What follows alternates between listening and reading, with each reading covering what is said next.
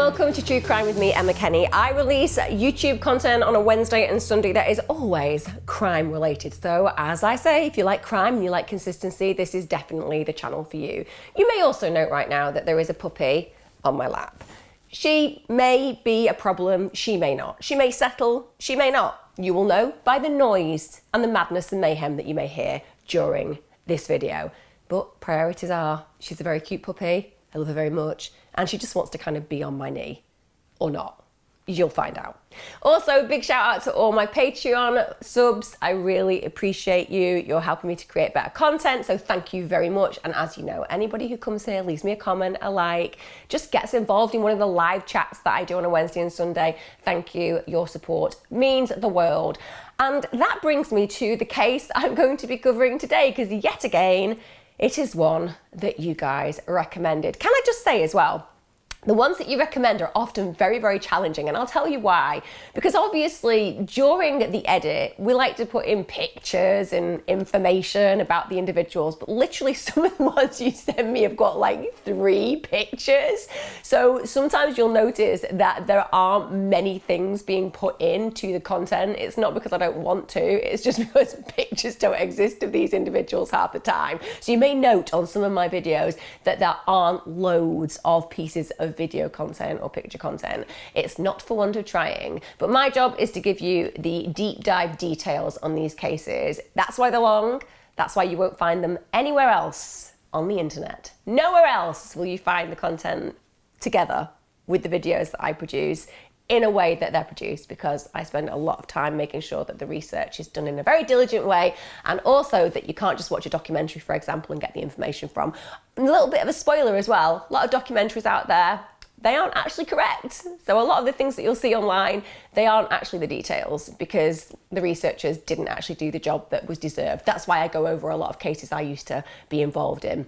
It's also why whenever I think about doing TV and getting involved in crime programs, I've made a decision that I won't do that unless I've diligently done the research, because I can't trust that it's correct. So many of the videos that you've asked me to do, I've done again after doing them on documentaries, and it turned out they didn't even get the names right in them, which is deeply concerning, particularly when there's a lot of repetition on the web and people just believe what they see on TV and it turns out that it's not correct. That lecture aside, the case that I'm going to cover today is one that you asked me to do, and it was mind-blowing, I'm not going to lie. So, buckle up, get your seatbelts on. This really is going to be a ride. Starts on the 8th of January 2007. So around 3:30 p.m, 13-year-old William, known as Ben, Ownby, steps off the school bus in Beaufort, Missouri. He'd done that 100 times before, hundreds of times before. You know, he'd followed that route home constantly. And he was actually a self-confessed computer nerd. So his big dream was he was going to go to college and he was going to study computer programming. So very much part of the modern age, a young person with big ideas. And he begins walking towards his home. His friends with him, 15-year-old Mitchell Holtz of Franklin County. Mitchell left Ben and goes to get in his car. His car was parked on a hill nearby, and actually he always parked his car in the vicinity of the bus stop because he took the bus to school and then obviously used the car when he got off the bus to go home. This meant that Ben was left a relatively short distance to walk home alone, just as he'd done hundreds and hundreds of times before. The only thing is, this time he didn't make it home. Ben never arrived home. Now, when you have a child, you expect certain habits from that child, and when they fall foul of those habits, you immediately get concerned. If somebody's behaviour isn't consistent with their daily routine, then the minute that that routine is broken, it causes you to question where they are, and that's exactly what happened for Ben's father. Usually, he meets his son at home by 3:45 p.m. every single day. When Ben failed to return home by 4:10 p.m, he literally knew something was very wrong. It was an immediate reaction. So a lot of us parents know that our children do things like go and hang out with their mates without telling us, leaving us to feel horrified and believing something catastrophic has happened. Believe me, my youngest son drives a moped. My eldest son drives a car. Whenever they're out, the minute the phone goes, I'm like, something terrible has befallen my child.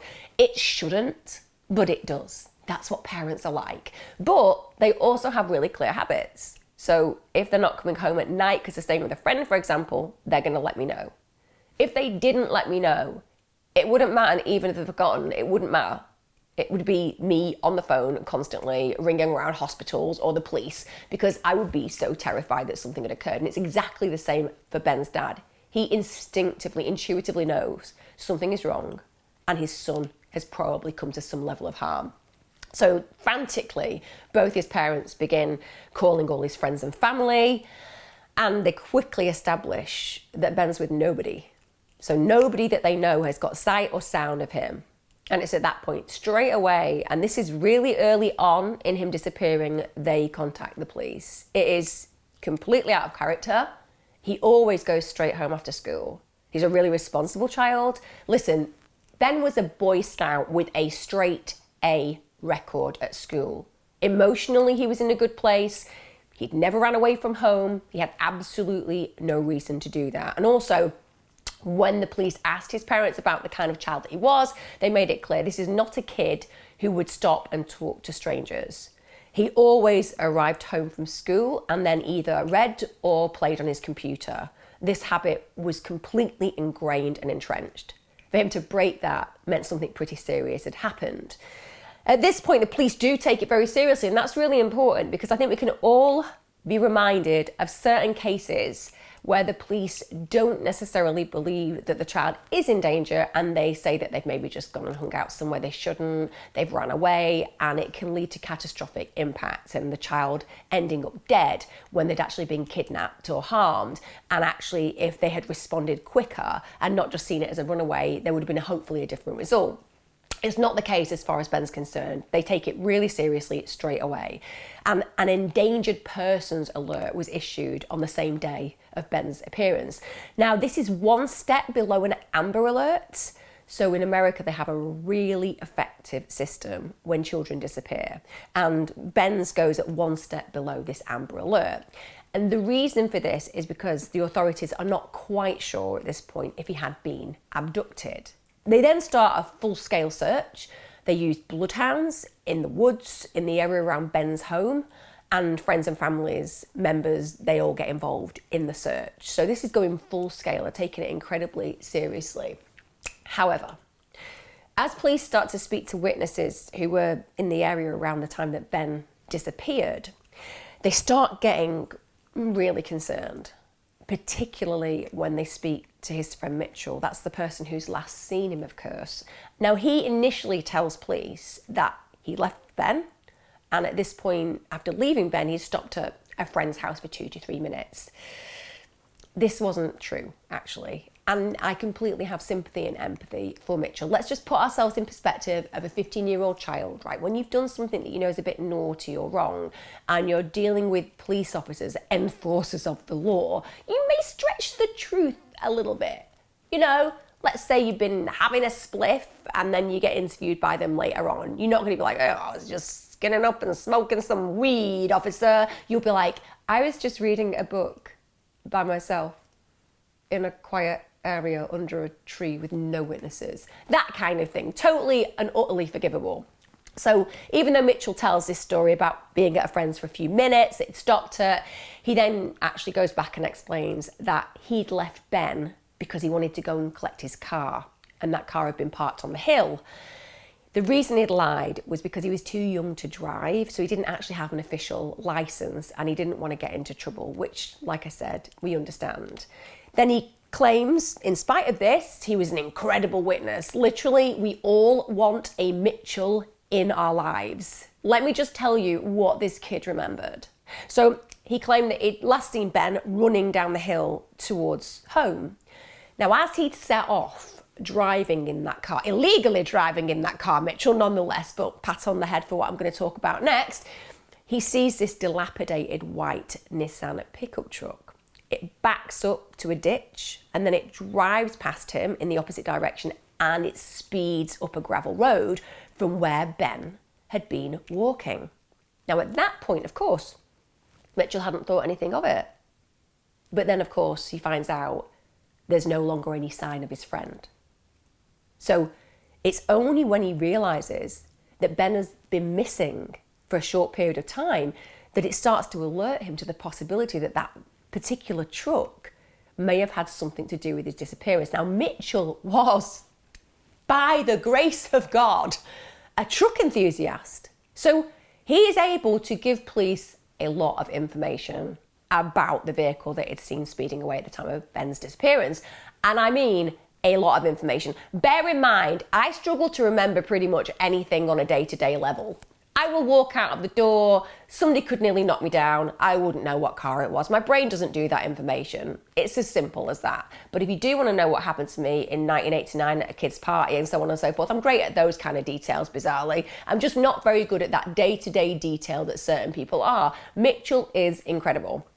He describes it as a white Nissan pickup truck with a camper shell, that it had no hubcaps and a rusty left rear fender. I kid you not, guys, this kid, savant of car details, savant of trucks, this kid remembered all of this. So it had no hubcaps and rusty rear fender, as I've said, badly dented on the rear passenger side, and the description was literally so detailed, the police actually initially thought he might be making it up. Because obviously this is not what we expect to have from a 15-year-old young person, that they can intricately detail this particular truck. But because he had this connection with them, it was something that his brain simply connected with. But the police, in spite of thinking that he might have made it up, then go and speak to residents in the area. And what happens? Yeah, it's confirmed. A lot of people had seen the same truck earlier in the day and they'd seen it driving around the area. This area was a very close-knit community, and because of that, people tended to notice unfamiliar things like a foreign truck to some degree in that location. So it's really helpful because now they're piecing together the fact that even though it seems to be an outsider's truck, it's been noted by several sources, and they do have a pretty good description. Well done, Mitchell, simple as that. So based on this information that they've obtained, the police do now think, wow, we may be looking at a child abduction. Ben may have been kidnapped. As the case involved a child, the Highway Patrol and the National Centre for Missing and Exploited Children joined in the search. That's alongside, as I've said, dozens of volunteers and family members and so on. The FBI, well, they also open up an investigation and they start working directly with the Franklin County Sheriff's Department in search for Ben. They are desperate to bring this boy home and more concerned about the possibility that they are looking at a child who has been kidnapped, which is terrifying because a lot of us know when a child is kidnapped, there's going to be a really poor outcome unless something pretty incredible happens. So they set up a roadblock in the area, and this means that officers start stopping drivers and they start checking in the car boots to make sure that if the child is still present in that locality, they can stop them being removed. Now, when a child goes missing, time is absolutely of the essence. Most are found within 72 hours. Furthermore, chances of a successful recovery increase greatly when images of the child are released to the public as soon as possible. So this includes activating the Amber Alert system. Now, the Amber Alert system, for those of you who don't know, is named after 9-year-old Amber Hagerman. She was sadly abducted and she was murdered in Arlington, Texas. That was in 1996. She was forcibly dragged into a black pickup truck and her body was later found in a creek. Her throat had been cut and her killer never been brought to justice. And when you think about killers who do that, they are likely carrying on killing. So whether they have been found guilty for other crimes and are safely locked away, or whether they are still out there, who knows? That Amber system is incredible. 579 children's lives have been saved since the Amber Alert system was introduced in 1986. That's incredible. They took it so seriously that they ensured that all those children who I've just talked about number-wise have managed to be brought home safely. On the second day of Ben's disappearance, this is when the Amber Alert was issued for him. And it included the following details. It said, Ben is 4'10" tall. He weighs around 100 pounds. He was last seen wearing a red St. Louis Rams sweatshirt with a hood, blue jeans, and carrying his black backpack. Ben has brown hair, blue eyes, and wears glasses. He is 13 years old and Caucasian. So that goes out. And at 4 p.m. that day, well, news conference gets held in Franklin County Sheriff's Department, and an FBI agent had a message for the kidnapper. And this was the message: "We are coming after you, and we intend to recover that child." Don't know why I did it in that kind of enforced accent of kind of superiority and authority, but I think it's important to do so. And I imagine that that was how they put it across as well.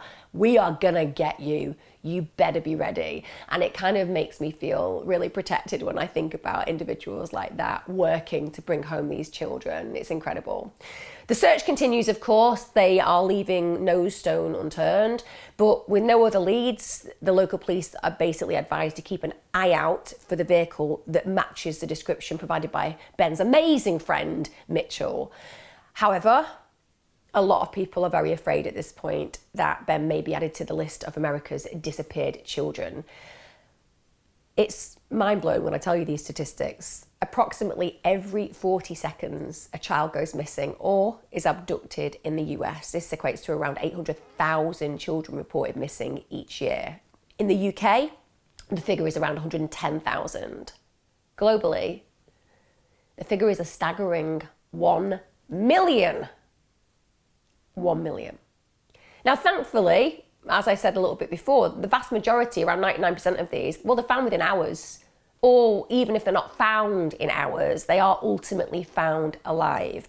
Many are runaways, lost or injured, some of them, and a large proportion are taken by a family member, often in a custody battle, for example. A significant number are actually targeted by acquaintances, and these tend to be people who are paedophiles, so they're abducted for sex offences. And of those who were abducted, the likelihood of finding them has actually risen sharply, dramatically in fact, due to technological advances. The benefits of social media alone in such cases are literally invaluable, because the news of an abduction can instantly be shared with millions, actually billions of people nowadays. In 1990, the recovery rate in such cases was less than 2/3. So in 1990, the recovery rate of those children that have been abducted in those ways was less than 2/3, which is terrifying, right? Nowadays, it's around 97%. Incredible, right? However, as I've said, in spite of the fact that this is the case and we do very well now in recovering children, when you think about the global context, many are literally never seen again. Now, of the multitude of children that go missing, it's estimated that 115 are abducted by strangers. It's a tiny proportion, but still, that's 115 too many. On average, over half, so 57% of these are found alive, but 40% are killed. So going on half never get to go home. Typically, strangers will abduct a child in the commission of a sex offence. They will frequently identify a target. They'll learn their habits, they'll learn their movements. This basically increases the likelihood of a successful abduction. So you can imagine that Ben's parents at this point must have been desperately hoping that their son would not become one of these statistics. However, as the hours move on and the days slowly trickle by, they must have begun to fear the worst. Any parent would be thinking, my God, the chances are my child is dead. And certainly, if I think of not having contact with my child for 24 hours and knowing that they weren't coming home or they couldn't come home, I would also believe that they were dead without a doubt. Now, during this investigation, the investigators also made contact with authorities in Lincoln County because they feared that Ben's disappearance could be connected to the disappearance of an 11-year-old boy 4 years previously. So 11-year-old Shawn Hornbeck was actually abducted from an isolated rural road near his home in Washington County, Missouri. He had last been seen riding his bicycle to a friend's house on the 6th of October 2002.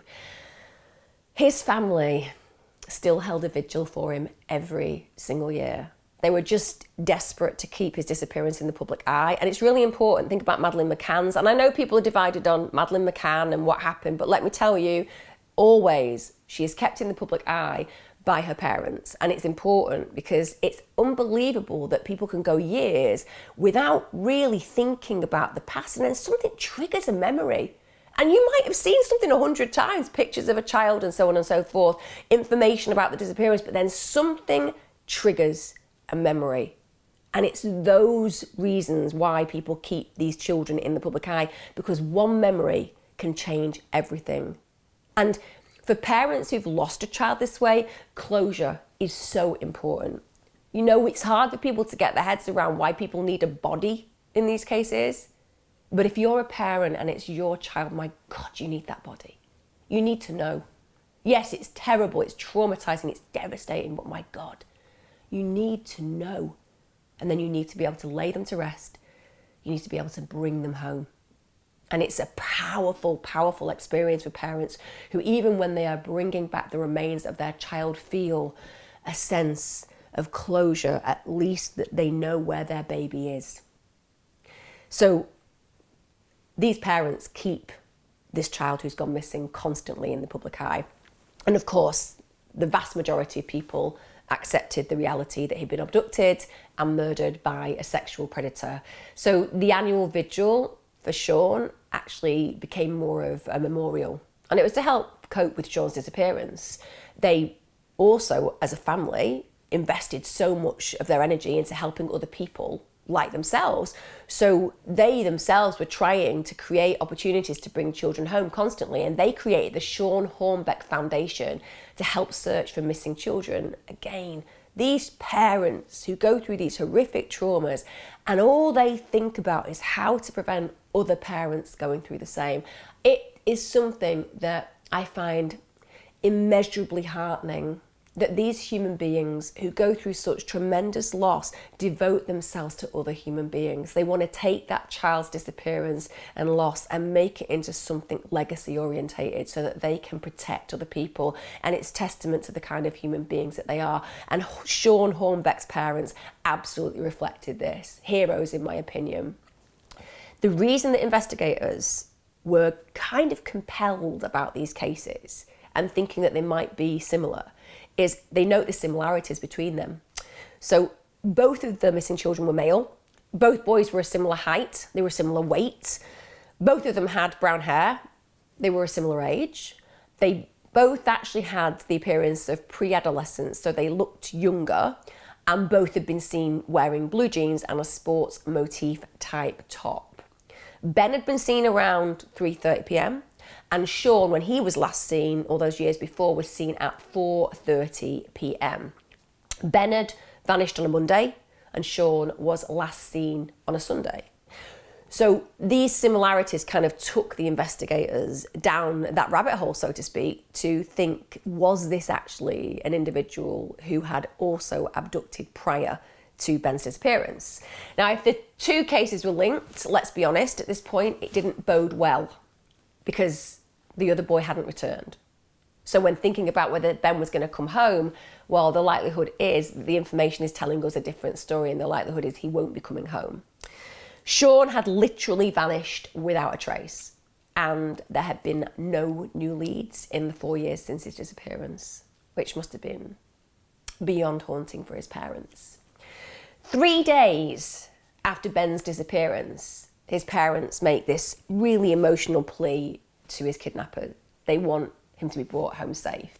And his father had said, Ben had his whole life ahead of him. They just wanted him home. It's as simple as that. They wanted to know that their son was going to get to have that future that he'd always wanted. He wanted to be that tech geek. He knew where he was going, and his mother and father wanted him to have that opportunity. Meanwhile, the authorities have to start stressing that Ben's friend, Mitchell, was not being treated as a suspect in his disappearance because, obviously, remember, this kid's kind of lied, also been very adept at giving intricate details about the truck. The police have been like, Aren't we dealing with a potential murderer who's just lying his way out of this situation? And it became clear very quickly that wasn't the case. But Mitchell even had to take a lie detector test, and obviously he passed. But can you imagine being 15 and being told, take a lie detector test, and you're like, what if I fail? Well, everyone will think you're guilty of a really horrible crime and will probably just blame you. Because I think I'm one of those people that would just be found guilty straight away. I would fail a lie detector test just because I'd be like, I don't think I'm a liar, but maybe I am a liar. I don't know whether I'm a liar. I do that in my head. So I'm not sure that I'd be the kind of person to take a lie detector test. Equally, if you don't take it, you're going to look guilty. Fortunately, Mitchell, as I said, passes, and then they can reassure the local people in the area that this has got nothing to do with this poor 15-year-old kid whose only guilty situation was that he drove a car without a license. Now, later that same day, the 11th of January in 2007, whilst this intensive search for Ben is underway, two Kirkwood police officers, this is Gary Wagster and Chris Nelson, they respond to a call. It's a completely unrelated issue. They had to serve an arrest warrant. Their target lived in an apartment complex in the 400th block of South Holmes, Kirkwood. As they're leaving, after serving this arrest warrant, they notice a vehicle that's parked outside, and it just catches their attention. And Wagster asks his colleague, are you seeing what I'm seeing? It was a battered, old, white pickup truck. Oh, I've got goose pimples saying that. Yep, battered old white pickup truck. All officers were on the lookout at that point, remember, for this vehicle matching the description provided by Ben's savant truck noter friend, Mitchell. It matched the description perfectly, even down to the dents and rust.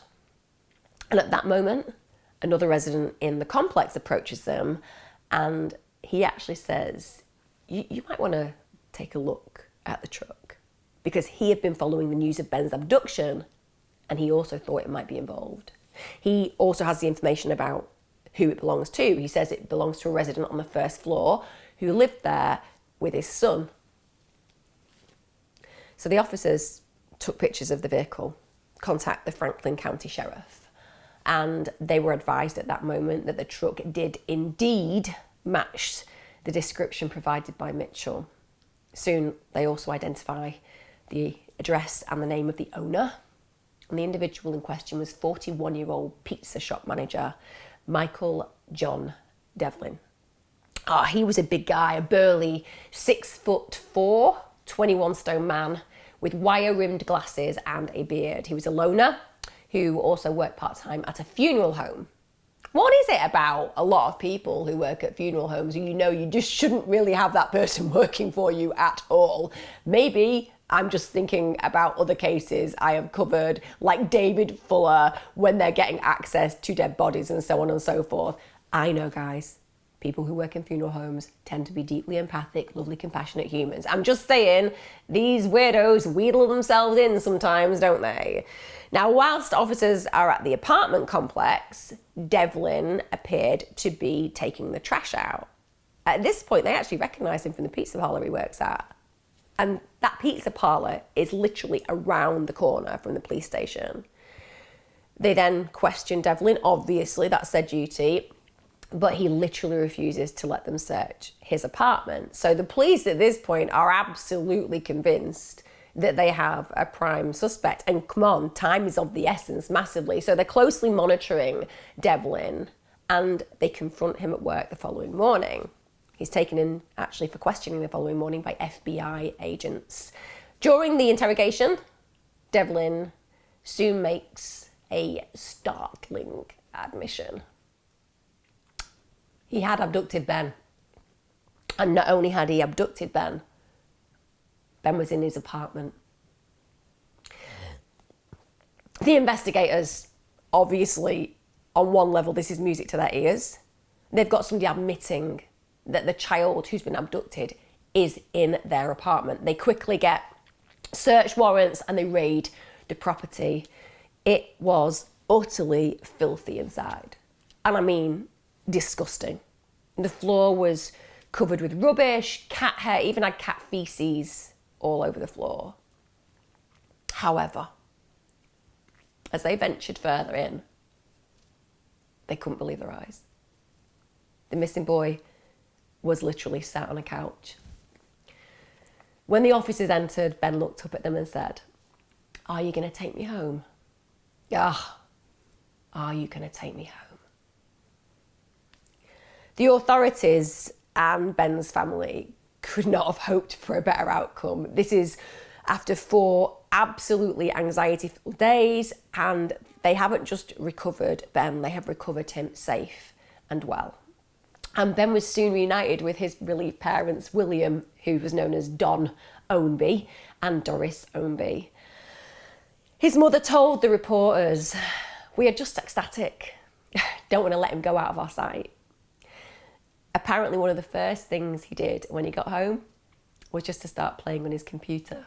And I think that we can all have that acknowledgement that whilst he obviously went through a highly traumatizing event, and we will all be aware of what will have gone on in that event and what will have happened to him during those 4 days, the point is getting home and the psychological connection, not only with your familiar people, your parents, you know, that sense of safety, but just seeing the things that had always connected you to your childhood, you know, the computer that you loved, and being able to just zone out of the trauma, because he would be traumatized, and zone into something so familiar, so safe.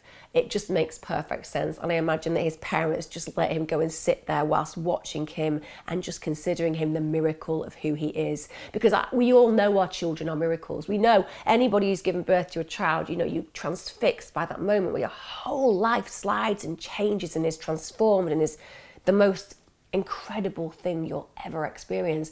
And not that we take our children for granted, we always have that within us, that knowledge. But when you have this moment where you feel that your child could have been taken away from you, it's back in that moment, isn't it? The miracle of who they are, the miracle of their being, and the connection with that miraculous feeling. But guys, story doesn't end there, okay?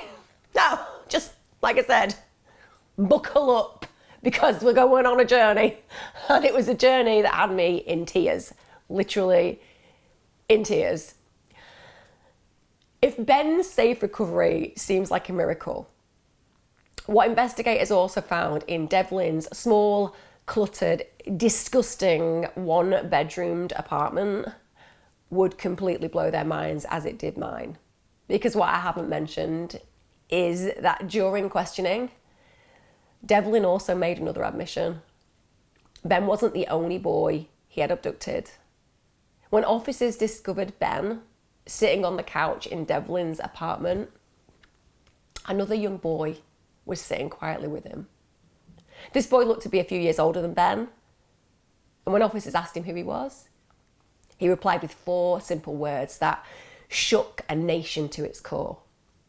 "I am Shawn Hornbeck." He was the 11-year-old boy, now 15, who'd been missing from Missouri for over 4 years. And in all honesty, he'd been presumed dead long ago. But he was alive, and he was well. Shawn's parents, that's his mother, Pam Akers, and stepfather, Craig Akers, were driving home in a rainstorm when they were told the news they'd been hoping for so long. Their son had finally been found. They broke down in tears at the side of the road, and Craig said, "It is the phone call I will remember for the rest of my life. This is the best day of our lives. It's hard to even come up with the words to express the feeling. It's been like a dream, and we are afraid that we are going to wake up." Pam stated, "I feel like I'm in a dream, only this time it's a good dream, not the nightmare I've had 4.5 years. Franklin County Sheriff's Department, well, they broke the happy news to the media, and we all love a good news story, don't we? They said, "We have some good news for you and probably some unbelievable news. We located Ben this afternoon in the city of Kirkwood, and we also located Shawn Hornbeck, who is at the same residence." Investigators had been correct in their suspicions that Shawn and Ben's disappearance could be linked.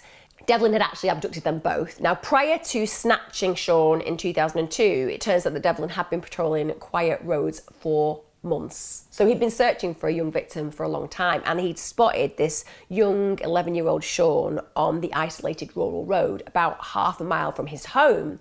So he'd used his pickup truck, and basically he'd knocked Shawn off his bike, got him off his bike, then abducted him at gunpoint. So a really terrifying way to be taken away from your home, simple as that. Now it gets to 2007, and what do we know about paedophiles? Well, a lot of them have got a particular preference of age cohort that they find attractive. So by 2007, Devlin, who preferred younger children, had actually decided that he needed to abduct another Missouri child, again, in broad daylight. This time, however, there'd been a witness. And that witness was, of course, Ben's friend, Mitchell, who had seen this vehicle speeding away and provided a detailed description. It still blows my mind that Mitchell is really the key to this case, isn't it? The fact that his judicious reporting of what he saw literally is the reason why we know that this situation unraveled, because he got those markings on that truck so accurately that people, even neighbours, were starting to question the fact that Devlin could be the perpetrator. Both boys had been kept at Devlin's apartment that was less than 60 miles from where they'd each been abducted. After the boys were recovered, Shawn and Ben were taken to hospital for checkups. They were both found to be very healthy. Surprising that Devlin actually acted so brazenly when you think about this, after abducting Ben, because the detail of the vehicle that the authorities were looking for, it was all over the news. So he must have been seeing the news reports, but nonetheless, there seems to be a superiority and arrogance about him, because he made no attempt to disguise it, no attempt to abandon it. In fact, he even left it parked outside the apartment complex where Ben was being held. And it could very well be that he'd just become too overconfident. He'd successfully abducted Shawn 4 years earlier, so he'd get away with it again. I mean, I guess we could argue as well that maybe he didn't want to do something that would seem out of character to his neighbours. So if he had something to hide and they are used to seeing his truck outside, would they then suspect that maybe he was going out of his way to make it look like his van couldn't be seen, in which case that would draw attention from his neighbours? That is another possible explanation, but the likelihood is he's just incredibly superior and arrogant and thinks he can get away with it and outsmart the authorities. Now, the authorities were shocked.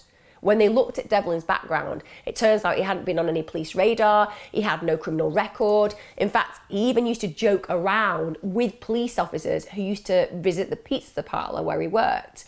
Very Ed Kemper. Ed Kemper, notable serial killer, also very big guy. He used to do the same. He used to go to the local bar and chat with the police officers. It's almost like they enjoy the tantalising experience psychologically of knowing what they've done and the police not being aware. Because if you want to be really arrogant and superior, you want to be around people who are trying to do things like bring people to justice, and you know that you're one of those people who should be brought to justice. So again, the mindset of somebody like that is very complex. And like I said, they operate hugely on a sense of superiority. When you look at his work background as well, he'd been employed at the same place since he was 16, rarely missed a day's work. He was highly punctual. One of the things that was noted is he didn't really talk about his private life. So it wasn't that people didn't want to get to know him, it's that he didn't really allow people to get the information from him. And investigators started to look into his life and considered him a mysterious loner, so to speak. But when they start searching his home computer, well, you won't be surprised to know loads of child pornography. Loads of it. Unsurprising. He's kidnapped 2 boys, undoubtedly for sexual purposes. So him having child porn on his computer systems is something we'd expect. And he actually told investigators, "I'm a bad person." You don't say, Devlin. You don't say. Funnily enough, as much as it's nice to have your opinion on who you are, I think your actions show us that we don't really need any further synopsis of your character. You are indeed more than a bad person. You're a kidnapper and a paedophile child molester. How does that fit you? Does that fit you well? I think that fits you well. I think that fits him well. Yeah? It's just me. Nah, it fits him well, doesn't it? Now, what the police also discover is that apparently Devlin did used to be a relatively outgoing individual, but then he developed diabetes and he ends up having 2 of his toes amputated in 2002, and that limited his mobility. This is the same year that he abducted Shawn. So obviously he's got a higher level of stress, but also because he is in a situation where he's living by himself and not getting out, it probably starts to really amplify some of his more dark thoughts and gives him an opportunity to plan and so on and so forth. So it seems that about 2002, aside from the mobility issues, he starts to lose contact with his friends, and people say he became a recluse. So he tends to stay inside and play video games. In fact, it was known that he only left his apartment to go to work. I appreciate that a lot of you listening to this right now are going to be both happy and a little bit confused on the level that you're thinking, why did Shawn stay? 4 years is a long time. Why didn't he try and escape or get help at some point during the 4+ years he's actually with Devlin? And actually, when you look at the opportunity for him to escape, there were many. He had a multitude of opportunities to do, nearly on a daily basis, if I'm honest. So for the entirety of his captivity, firstly, he was only 50 miles away from his home in Richmond. For the first month following his kidnapping, Shawn was apparently kept tied up. Awful. Devlin bound him to a couch and also duct taped his mouth closed. And I'll be honest with you, when the investigators questioned Devlin, well, his initial plan had been to kill him, to literally use him sexually, kill him, and then dispose of the only witness who could call him out for his crimes. This is awful to say. At one point, he actually did try to strangle him, which is just a horrific idea that that child went through this. And whilst he was trying to strangle Shawn, it was Shawn who managed to stop him, and he said he'd never tell anyone what Devlin had done. And thereafter, it seems a relationship of trust of some sort was gradually established between Shawn and his captor abuser. All the while, of course, Shawn did believe that if he did try to escape, he'd be killed. And also that his family potentially could be harmed. And think about that. He's got this person who has firstly kidnapped him, secondly imprisoned him, tied him up, sexually abused him, tried to kill him. So Shawn isn't wrong that Devlin is somebody who could do him great harm or his family great harm. And this is a child trying to manage all of those feelings. All he's concerned about is other people. What if this man harms my family? So he's a martyr in this situation very much. He's doing what he thinks he needs to do to keep himself and his family safe. The prosecutor in the court actually said this. This boy made this deal with the devil in order to save his own life. This in the throes of it, when this guy had his hand around the little boy's throat. If there was any doubt why this boy lived up to the agreement, it was because the defendant gave him one choice: this or death. So true. And so abhorrent to know this child went through it. Shawn was consistently and persistently sexually abused by this deviant Devlin. That was through his captivity. It happened many, many, many times. The prosecutors would later allege that he sodomized him on at least a monthly basis for the 4.5 years that he was captive. However, it turns out that Devlin's preference was actually for younger boys. And he later told the FBI investigators that Shawn was getting too old. And it's at this point that he started to look for a younger boy to abduct. This is what led to Ben's subsequent kidnapping. Shawn was actually in the pickup truck with Devlin when Ben was kidnapped. Can you imagine that? Imagine what Shawn would be feeling. He's in that truck with his abductor, knowing that the same fate is about to befall another young person. And also, what would he be holding in his head? What happens when I'm not needed anymore? Because I would imagine that this would be a very unsafe time for Shawn. No matter how the relationship with Devlin was, he'd already tried to kill him on one occasion. Was he going to think about disposing of him permanently when he kidnapped this other child? Now, it turns out that as more time passed, Devlin did eventually allow Shawn to live a life like that of a kind of average teenager. So he was allowed to go out with his friends unsupervised, given a mobile phone.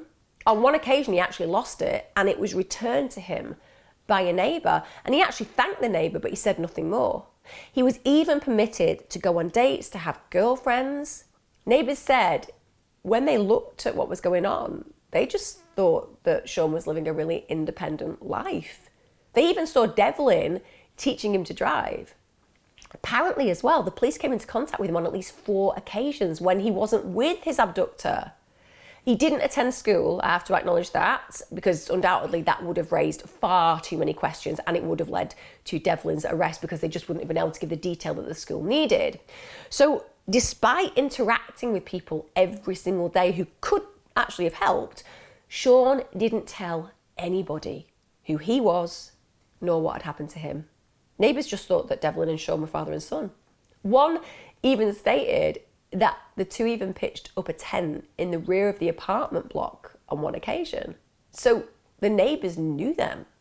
Now, although Shawn did have access to the internet and a phone, he just felt completely unable to contact his parents. However, he was able to send them a message on the website that had been used and set up to try to help find him.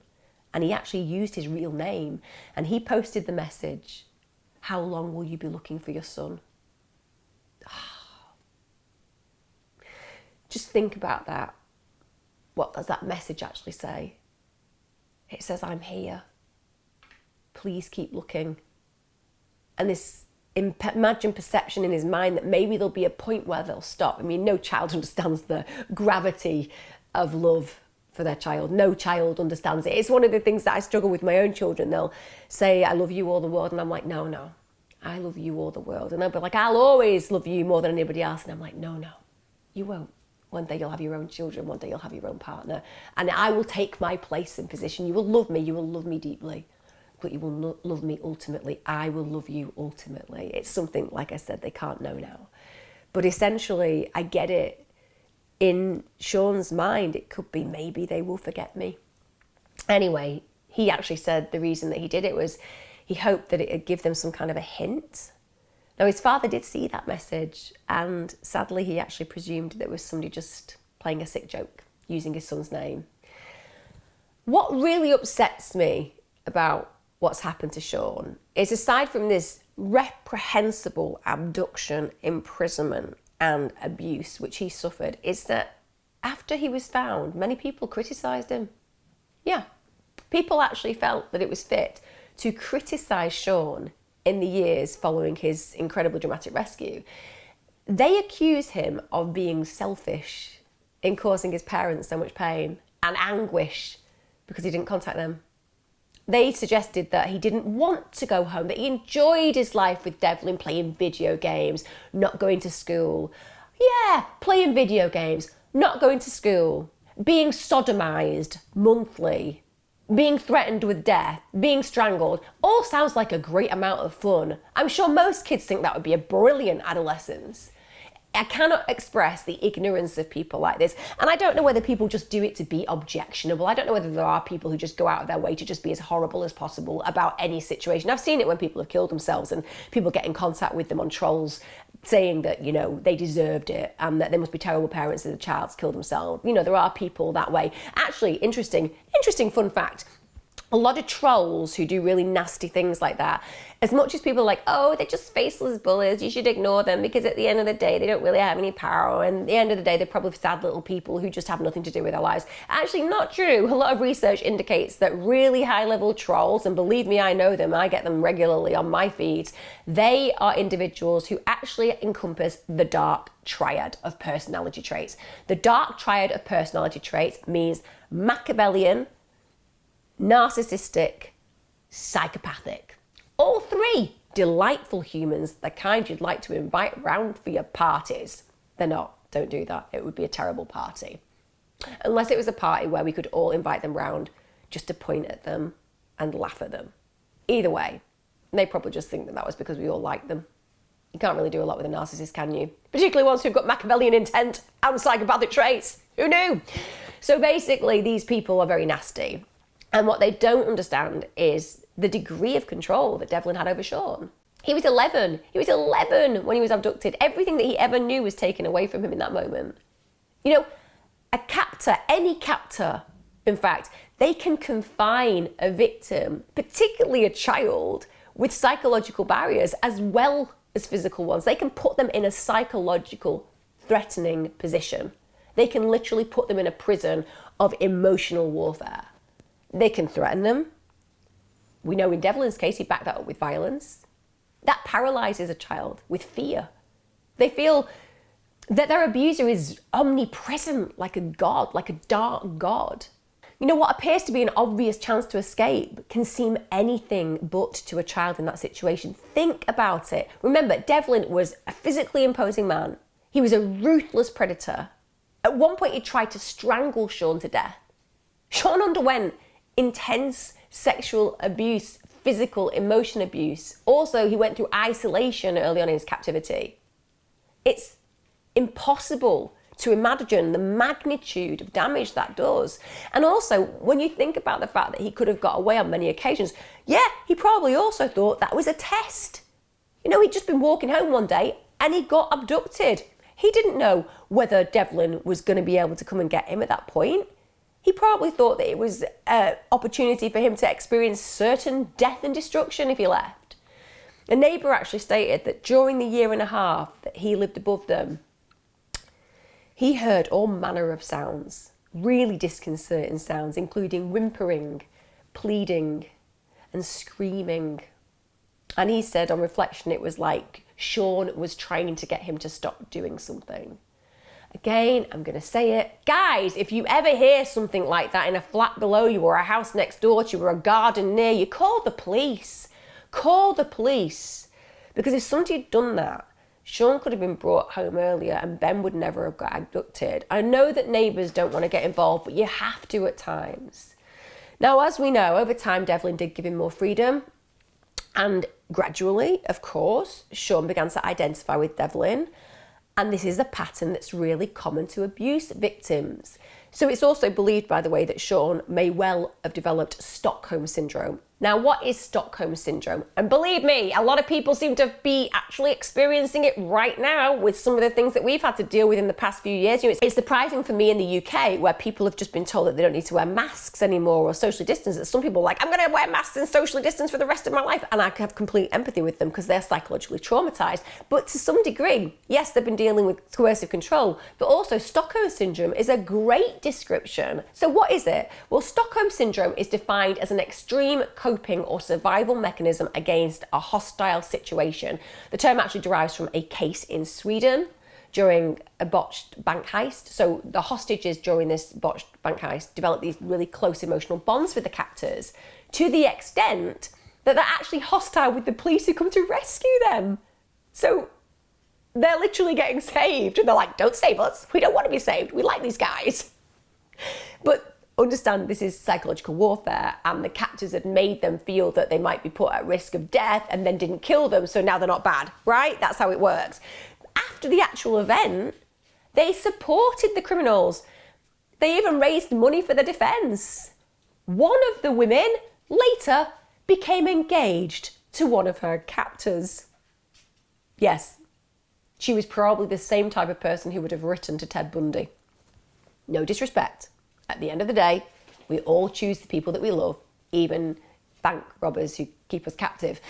Now, the victims in this case were only held captive for 6 days and they developed those feelings. Shawn was kept captive for over 4 years. So it seems a phenomenon can occur when a victim is psychologically infantilized and the abuser satisfies the infant need for food and love.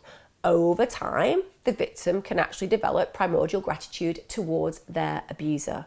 And this is something that seems to have happened in this circumstance. I know that some of you are still thinking, she got engaged to one of her captors? Just to put it out there, yes, Stockholm Syndrome is a strange circumstance, but like I said, ultimately when you're put in a position of threat and then the people don't go through with a threat, and you start seeing their personality, even the terrible aspects, the good aspects will still be noted. And this is how these relationships can become something fundamentally where the captive person survives, and survives because they can kind of compartmentalize the devastation that they're experiencing with certain traits of the person who's kidnapped them, and try to focus on those good points, which you'd have to do just to make it through the day. Devlin ultimately pleaded guilty to 71 counts. 71 counts. 2 counts of kidnapping and 69 counts of forcible sodomy on Shawn and sadly Ben as well. He was also later indicted for allegedly taking pornographic pictures and videos of one of the boys and taking the child across state lines with the intent to engage in sexual assault. Awful. He allegedly photographed and videotaped a minor engaged in sexually explicit acts between 2002 and 2007. Although the boy wasn't actually officially named, it's clear to all of us that it was Shawn. Devlin later pleaded that he was guilty because he wanted to avoid causing Shawn and Ben the pain and ordeal of a trial. Really, Devlin? You wanted to plead guilty to avoid any further emotional distress on said victims. You don't think it's the massive amount of evidence that brings you bang to rights? Literally, they have so much. You have child porn all over your computer. You have a victim in said pictures and videos. You have 2 victims telling the court that actually you were definitely the person who abducted them, but you're doing it to save their... Can you see how these people do it?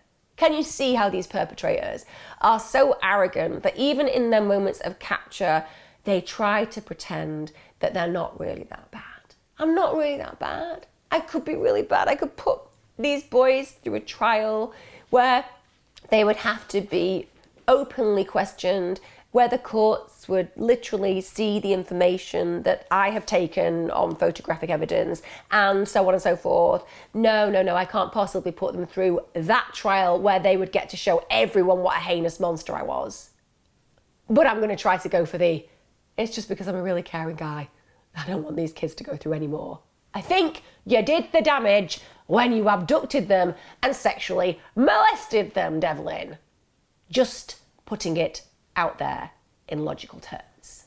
You won't be surprised to know that when they gave him the sentence, he didn't get a light one. He got 74 life sentences. That's a total of 2,020 years for those of you who want to work it out. Unless some miraculous everlasting pill gets brought out where everybody's allowed to become eternal, it turns out he will definitely spend the rest of his life in prison, and rightfully so. Round of applause for the system. Also, Devlin has actually had to be kept in protective custody in prison, so he spends most of his time in isolation, separated from the general prison population for his own safety. Won't be surprised to know that, will you? It is notoriously difficult to keep inmates safe who have committed crimes against children. And I'll tell you why. The belief is about 70% of male prisoners have been sexually abused, so you better beware that if you're going to prison, you're not going to prison for child abuse situations, because those prisoners, they have got a lot of baggage that they are carrying, rightfully so. They've been through a lot of trauma and they are just looking for somebody to take out that violence and that feeling that they have experienced and encountered through their own trauma on. So it's not safe. I'm not justifying it. I'm not saying it's okay for anybody to go to prison and get harmed. I am saying that you are dealing with putting perpetrators of horrible molestation against children in situations where those children have become grown-up adults and their lives have been ravaged by that abuse, and they have become criminalised and they are carrying that trauma. And those perpetrators who go to prison represent the abusers that took those child's freedoms. So it's really important to understand why these individuals are so angry about abusers. It's because they are looking at individuals who ruin their lives. Prisoners are known to carry out their own type of retribution and justice against these convicts. And in May 2011, Devlin was attacked by another inmate. He was also in protective custody, and Devlin was stabbed over a dozen times. Allegedly, it was like a homemade weapon. It had been fashioned from typewriter keys. Devlin's injuries were described as superficial puncture wounds, but nonetheless, he was badly attacked and it could have gone horribly wrong. It's as simple as that. And we also have to ask ourselves, how is it possible these kind of attacks take place when somebody is meant to be protected by the state to some degree? Because you are, as a prisoner, meant to be protected by the state. I know a lot of you at home right now will be like, no, not these individuals. These individuals should never be protected by the state, but that is why we have to protect them, because terrible things would happen to them otherwise. Now, authorities do fear that Devlin was likely behind some other unsolved missing children cases, and they actually asked the public for information about vehicles that he used to own because he may have been involved in historic abductions. The police task force is now looking into 5 cases of missing children, 5 already. 1 in Illinois, 3 in Missouri, and 1 in Western Michigan. And that's because Devlin had strong ties to that part of the country. One such case is that of 12-year-old Stephen Kraft. He went missing in February 2001. He left his home to walk his 2 pet dogs. The dogs arrived home later. Stephen never did. He literally vanished without a trace. And I think all of us just feel, knowing what he did to Shawn when he tried to strangle him, the fact that he planned on killing Shawn does definitely suggest that this man could have killed before. Now, a combination of factors led to Shawn and Ben's rescue, which soon became known as the Missouri Miracle. There were obvious mistakes made by Devlin. Most notably, it was that he left his distinctive vehicle outside his apartment when its description was all over the news. Not the brightest thing to do. Oh, I've just got the getaway vehicle. Just leave it outside my house. I'm sure that no one will notice it, even though it's white, battered, and has got all the markings that have been noted. How did that pesky kid remember all that? I bet that's what he was thinking. How did that pesky Mitchell remember all that information? But nonetheless, he made a big mistake doing that. It's outside his apartment, and it was all over the news. There was also a detailed description, as I've said, of the suspect's vehicle provided by Mitchell. There were extensive media coverage, so it was everywhere. The 2 officers as well who spotted the suspect's vehicle, and also the resident at Devlin's apartment complex who corroborated their concerns. So these all colluded to create this unbelievable rescue. You know what I feel when the universe just steps in and it's like, here you are. I'm going to set up this situation where a miracle occurs because Mitchell exists with his truck savant belief system and knows everything about them. Secondly, I'm going to have an arrest warrant sorted so that these police officers go and notice that truck, and so on and so forth. It feels like something conspired that day to make sure those 2 boys were brought home. Yes, you know what I'm like, guys. I can't help it. I'm a believer in universal potential and the fact that sometimes the universe just steps in. It's as simple as that. Now, following Ben's and Shawn's rescue, Mitchell was rewarded. He was rewarded for that vital part he played in their recovery. Bear in mind, this poor kid, when it all kicked off, was like, I'm going to get arrested for either being involved in the disappearance of my friend or driving illegally. I'm not sure which one's going to carry the heaviest sentence, because that's what kids do. But it was his unbelievably compelling evidence that changed everything. So he was rewarded. He received, firstly, a couple of scholarships, and Daimler Chrysler also presented him with a new Dodge Ram pickup truck at the St. Louis Auto Show. Although, with respect, he wasn't still legally old enough to drive it at that point either. Aside from this story just being miraculous, aside from this story just demonstrating, you know, the way that human beings can survive these horrible, heinous situations, it also gives us the most important lesson of all. It gives us hope. It helps us to believe that out there right now, in spite of children and young adults and people going missing, that at times, even when the years have passed, it is still possible to bring them home alive. Yes, traumatized. Yes, having had their time stolen. A day away from your home as a captive is stolen. Years, it's just unbelievable to imagine how that's made up for. But it's possible to bring them home. And for those individuals out there with missing kids right now, it is such an important lesson. We cannot give up. We will not give up. We will continue to search. We will continue to keep it in the news. We will believe that one day, ultimately, we will be able to bring those people back to the families that they love. And that is an inspiring story to tell. It's so interesting as well to actually look up this case and look at some of the interviews that Shawn in particular has done. Incredible incredible journey, and he's just a powerful and successful young person who has used their experiences for such good. And whilst we all know that those boys will have had terrible scars and trauma, they no doubt have gone on to succeed in their lives. And I think when you look at other cases of kidnapped victims being brought home, it just reminds us we must never give up. And Shawn's father actually died a few years ago, the stepfather who I talked about. And that's so important to know, isn't it? Because he got to be with his son for those years afterwards. And if he hadn't have been brought home, he never would have. And it's like those stories got a place to go. Those families had a place to heal. And I think for me, whilst I've been on the edge of my seat researching this and telling this story, I think we're all in a place where we just have celebration. It's not often we get to do that, is it, in these cases, where we get to just celebrate. We can leave tonight's case with a sense of peace, hope, and also the knowledge of that unending love that families have for their children. And testament to the police investigators, to the witnesses, to everybody who came together to make sure that this story has a very happy ending, a very, very happy ending indeed. I hope you found it interesting. I hope you've enjoyed this one. I hope you've got smiles on your faces, and I hope you feel very, very hopeful. And our thoughts go out certainly to Shawn and Ben and their families, and to all those people who are missing a child. Thanks for joining me. As I said, lots and lots to kind of unpack. I'm sure you've got lots of things that you want to share with me. I hope that you leave me some comments so I can see whether you're celebrating. Join me again for another True Life, Wednesdays and Sundays. Also be aware my merch is out. We've got no comment now as well, so I'll leave a link below so you can have a look and shop at your leisure. I imagine that quite a lot of very famous people and individuals in the press may soon be invoking their desire to say no comment when they get interviewed by the authorities for some of the lies that they've told in the last few years during the pandemic. I know, don't get political, Emma. Well, wrong channel for that though, innit? Take care, guys. Much love. See you again soon.